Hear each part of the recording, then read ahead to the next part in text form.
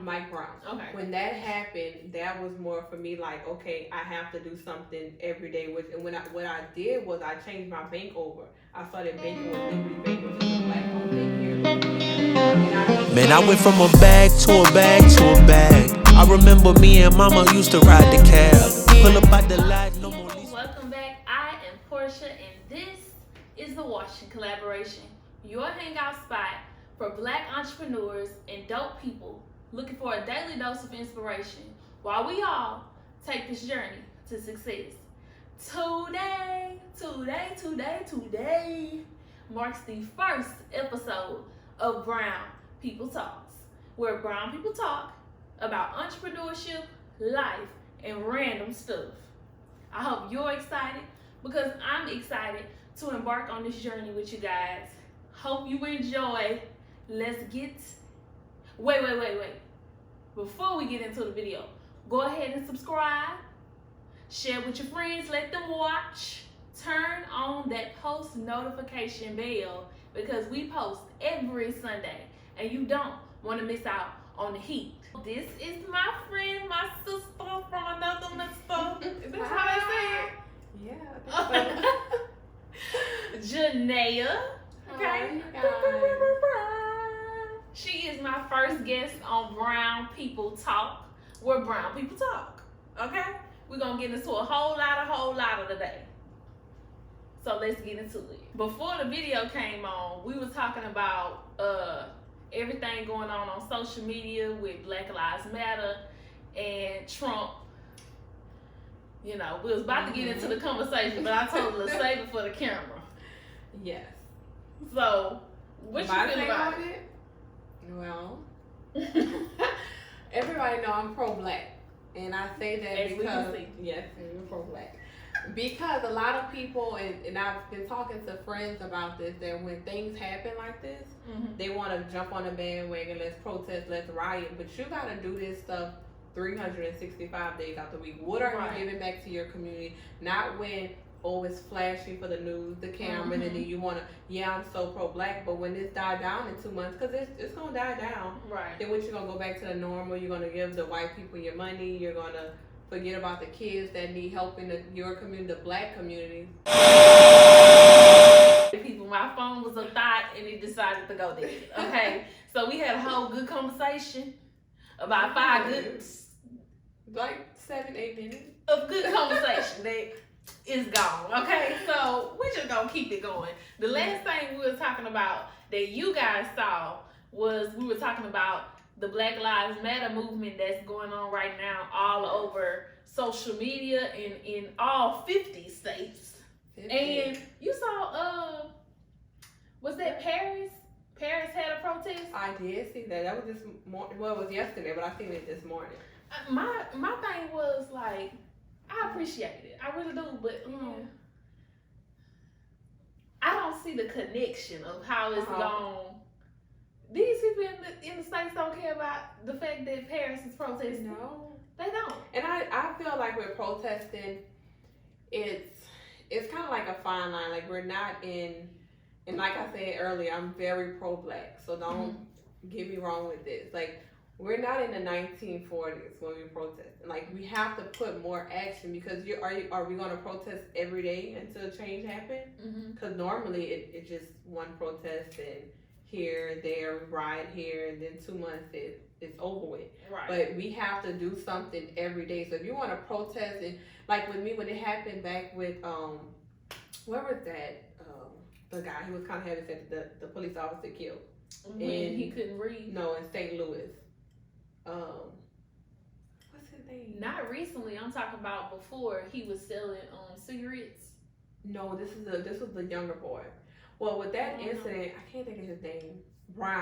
Something Brown. Oh, Mike Brown. Mike Brown. Okay. When that happened, that was more for me like, okay, I have to do something every day. And what I did was I changed my bank over.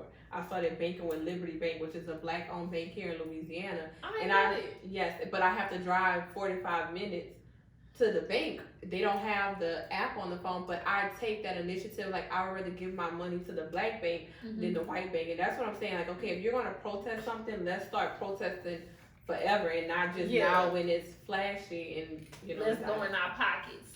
Because that's where we're the money, we're producing. Let's start opening businesses and stop. Let's learn how.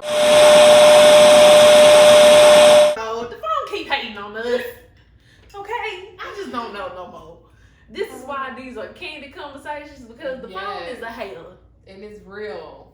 The phone is a hater. Believe we ain't starting nothing. No, we ain't repeating nothing we done said because we don't even remember. Yes, we don't know what it is. We don't know, but it was good.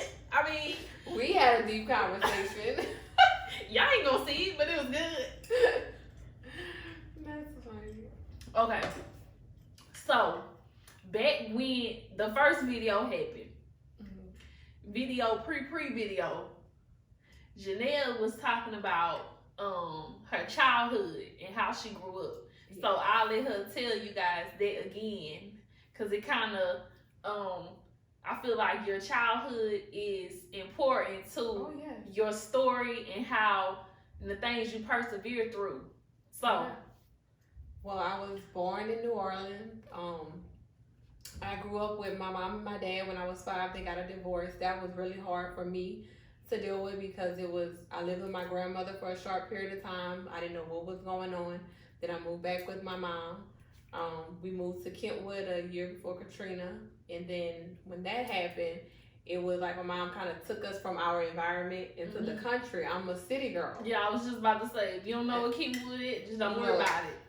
It's and I was like, I dealt with a lot there because I was new. I was dark skinned. I had long hair. I was coming up with people that was cousins and they've been raised, and I was like, I was the only one, and it was just me. So I had to kind of defend myself and put this persona on. I had this attitude. I thought everybody wanted anything you said to me. Like my mom always say, if they wanted something to pop off at school, they know to go tell Jenea and it was gonna happen. Because I was like a ticking time bomb. You say something to me, I gotta defend myself. I gotta stand for myself, and I've always been like that, even with the people I care about. So that led me to wanting, and I dealt with a lot of self-esteem issues too, being dark-skinned and growing up in New Orleans. It was always a red bone, the red skin, this light is the time where dark skin went popping, dark skin popping now. So we talking about back in the day. Yeah, so that had a lot to do with how I felt about myself. So I didn't really think I was beautiful at all. And now I'm looking back like, girl, you are still the bomb. Dark skin is popping. What are you talking about? So I seek love from other places, which I ended up getting pregnant when I was 17. And that was reality for me because before then, I just wanted to move back to New Orleans. I wanted to get my own apartment. You couldn't even tell me nothing about college because I'm like, who's going to college? For what? What am I going to college for? I don't want to do anything in college. She had a home clean, but didn't have one. God was like, no, let me put you back on a path that I need you to be on. So once I had my daughter, I was like, okay, I'm not living for myself anymore. I'm living, for a whole nother human being. And that's when I went to UL. I graduated in Child and Family Studies. Then I went on to Concord Law School, graduated with my law degree there. I'm a published model in New York Fashion Week, started my own nonprofit. Yeah. So no matter what I've been through in life and how I've dealt with things, even like with modeling comes with self-esteem. Like it takes a lot for me to go out and walk out on the runway. People are like, oh, you're natural, you're so beautiful. But yeah, when I'm backstage and I'm changing with 50 models that's tall, skinny, and white with blonde hair, blue eyes, and I got stretch marks on my stomach and I'm 5'6", I'm like, it messed with me, but then I had to tell myself, you know who you are and don't ever let nobody else, knock your confidence off. So that's why I kind of got through with my self-esteem, and that plays a lot as a woman, because I look at every woman as beautiful. Now, when I had self-esteem issues, it was when I had another woman, okay, I felt like that was, competition. Now it's like, girl, no, I can walk up to any girl in the store, you're so beautiful. Yeah, those are nice shoes, and you may think like, why is this lady so nice to me? It's just because as women, we have to be like that, and I'm glad that I went through those things in my life where I am the person I am. So when you meet me, you're like, she's too nice, or she's too generous, or too compassionate, because what I went through in life, and I know how to feel not loved, and I know how to feel like I'm kind of in a shadow.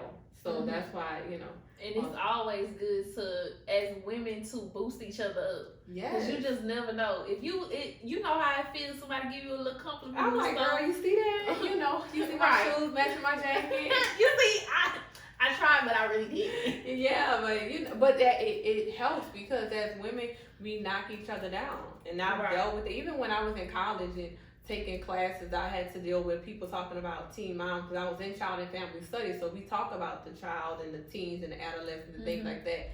And I dealt with that. I'm like, you had a baby when you were 17, or you're not gonna do this, you're not gonna.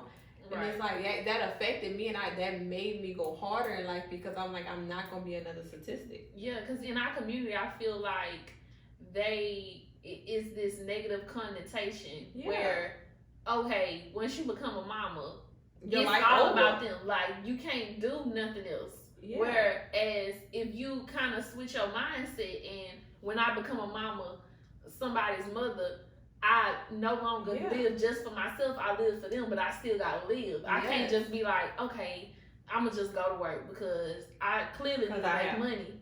But this is what I'm gonna do for the rest of my life. So I'm really not gonna give. I'm doing my child a disservice. Yeah, and I feel like I have 2 daughters at that, and one of my oldest, she's dark skinned. So the way I'm so pro-black, and the way I wear my afro, the way I'm so Afrocentric, I'm like, you are beautiful. You're gonna wear your natural hair, beautiful, dark, your shea butter, like those little things. I installed in her, but I didn't know how much it meant to her. Because at first I wasn't natural. She was natural, and I was telling her, you're beautiful, wear your natural hair. And she asked me, Mama, why don't you wear your natural hair? And I'm like, okay, I have to reflect on myself. Like, I have to be who my children, I have to be a reflection. I can't just speak to them and say, oh, do this, do that when I'm not doing it.